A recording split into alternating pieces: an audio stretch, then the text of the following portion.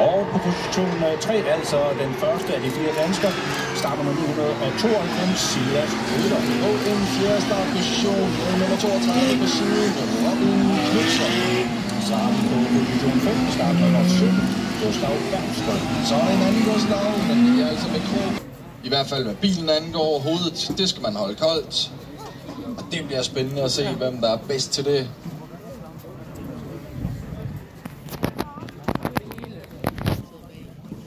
Denne søndag på FDM Jyllandsringen.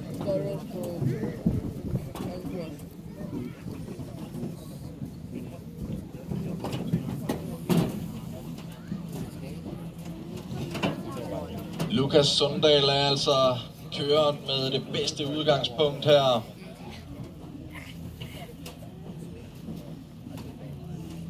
Men hvad med Silas Rytter? Danske Silas Rytter med nummer 992 på siden af den Michelin-sponsorerede Porsche racerbil. Er kommet ind på et afbud, viser vanvittig fart i tidtændingen. Og hvad skal det ikke blive til nu?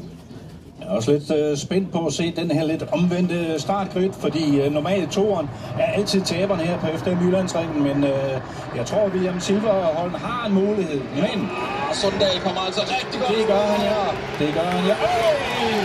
Så er det overhovedet har fået sat det i gang. Og spørgsmålet er, hvad det får betydning. Vi har altså lige fået Silas Rytter, danske Silas Rytter op på